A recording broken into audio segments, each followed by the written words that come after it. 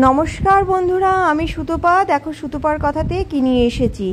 আজকে নিয়ে এসেছি চাল আর গুড়ের মালপোয়া। দেখেছো কেমন হয়েছে? প্রত্যেকটা কিন্তু এরকম ফাঁপা হয়েছে ভেতরটা।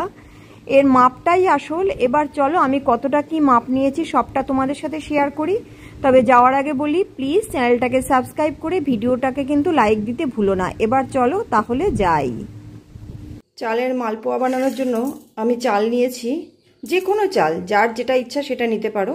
আমি প্লেন যেটা ভাত খাওয়া হয় যে চাল দিয়ে, সেই চাল নিয়েছি 1 কাপ। এই যে কাপটা দেখছো, 1 কাপ পরিমাণে চাল নিয়েছি। এইবার এই চালটাকে ভালো করে ধোবো, ধুয়ে 2 ঘন্টার জন্য ভেজাবো। এই যে যতক্ষণ না জলটা পরিষ্কার হবে ততক্ষণ অবধি ধোবো। 3 থেকে 4 বার ধুলেই হয়ে যাবে। ধুয়ে তারপরে ভিজিয়ে রাখবো, 2 ঘন্টার জন্য ভেজাবো এটা। এই যে ধুয়ে নিয়েছি, এইবার এটা ভেজানো থাক পুরো 2 ঘন্টার জন্য। 2 ঘন্টা বাদে দেখো এসেছি, চালগুলো দেখো কেমন ভিজে পুরো ফুলে গেছে, একদম ফুলে গেছে চালগুলো। এবার এটাকে জল থেকে ফেলে দেবো, জলটা ফেলে দেবো আর কি।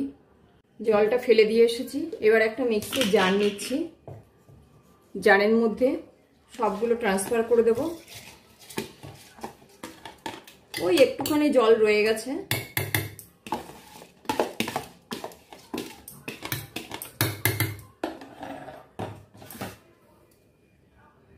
এটাকে পিষে নেব। পুরো একটা স্মুথ ব্যাটার তৈরি করে নেব। স্মুথ ব্যাটার তৈরি করার জন্য প্রথম ধাপ হচ্ছে চালটাকে পুরো মিহি করে বেটে নেওয়া। এই যে বেটে নিয়েছি। এইবার এর মধ্যে আরো কিছু জিনিস অ্যাড করতে হবে। এই কাপেরই 1/2 কাপ পরিমাণে ময়দা, 1/2 কাপ পরিমাণে গুড়। মিষ্টিটা যে যার পরিমাণ মতন দেবে। আমি গুড় 1/2 কাপ পরিমাণে দিলাম।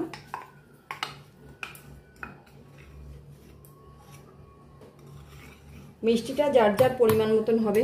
আর দেব এই যে 1/2 কাপ পরিমাণে জল। এবার সবটা ভালো করে ঘুরিয়ে নেব।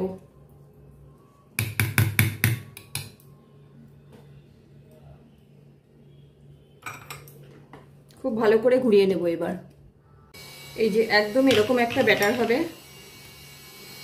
এরকম ঘনত্বটা আসবে। আর যদি ঘনত্বটা পাতলা হয়ে যায় কারো, তাহলে এর মধ্যে অল্প করে একটু ময়দা মেশাতে পারো। আমারটা একদম পারফেক্ট হয়েছে। মাপটা ঠিকঠাক হলে একদম পারফেক্ট হবে। এইবার কড়াই বসাবো। কড়াইতে তেল দিয়ে দিয়েছি। এইবার ঠিক এরকম একটা হাতা নেব, হাতার মাপে একদম সমান মাপে দেওয়ার জন্য এরকম একটা হাতা নিলাম আমি। হাতাতে করে দেব। আর গ্যাসটা মিডিয়াম টু লোতে রেখে দেব, না হলে প্রথমেই লাল হয়ে উঠবে। গুড় দেওয়া তো, চিনি দেইনি, গুড় দিয়েছি। আস্তে করে দেবো, একটা একটা করেই ভাজবো। এই দেখো দেওয়ার সঙ্গে সঙ্গে কেমন হয়েছে। গ্যাসটা মিডিয়াম টু লোতে রাখবো, তাহলে সুন্দরভাবে প্রত্যেকটা ভালো হবে।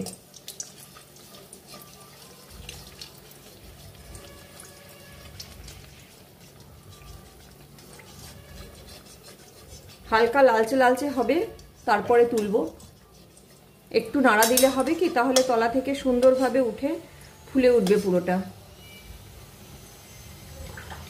এইবার এটাকে উল্টে দেব।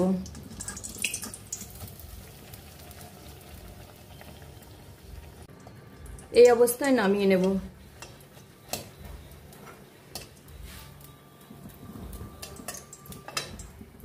প্রত্যেকটা সুন্দরভাবে ফুলবে।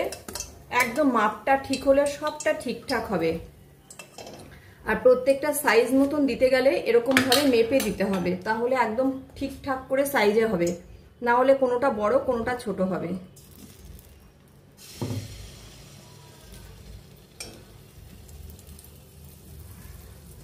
গ্যাসটা সবসময় মিডিয়াম টু লোতে রাখবো। নামিয়ে নিয়ে গ্যাসটা একটু বাড়াবো, আবার দেওয়ার সময় মিডিয়াম টু লোতে রেখে দেব। তারপরে উল্টে আবার গ্যাসটা হালকা বাড়াবো। এইভাবে আমি সবকটা ভেজে নিই আগে। একদম এরকম উল্টে উল্টে দিয়ে হালকা লালচে লালচে করে সবগুলো আগে ভেজে নিই, তারপরে তোমাদের সাথে বাকিটা শেয়ার করছি।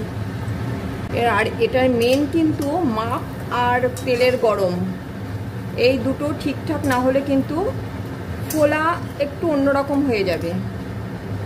মাপটা প্রত্যেকটার মাপ ঠিকঠাক রাখতে হবে, আর তেলটা ঠিকঠাক করে গরম করতে হবে।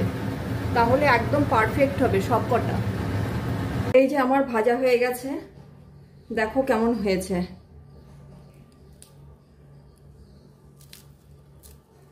শুনতে পাচ্ছ নাকি জানি না, হালকা একটু মুচমুচে হয়েছে। আর এই দেখো ভেতরটা, দেখো প্রত্যেকটার ভেতরটা এরকম হয়েছে, একদম ভেতরটা ফাঁপা হবে। আর খেতে তো ভেতর ভালো হলে তো খেতে ভালো হবেই। এই দেখো প্রত্যেকটা ভেতরটা দেখো ফাঁপা, দুর্দান্ত হয়েছে। কিন্তু অবশ্যই ট্রাই করবে আর আমাকে কমেন্টস করে জানাবে কেমন হয়েছে, রেসিপিটা কেমন হলো। গরম ভীষণ, গরম অবস্থাতেই তোমাদের ভেঙে ভেঙে দেখাচ্ছি আমি। এই দেখো প্রত্যেকটার ভেতরে ফাঁপা দেখো। আর কি, সবাই ভালো থেকো, টাটা বাই বাই। অবশ্যই আমাকে কমেন্টস করে জানিও রেসিপিটা কেমন হয়েছে।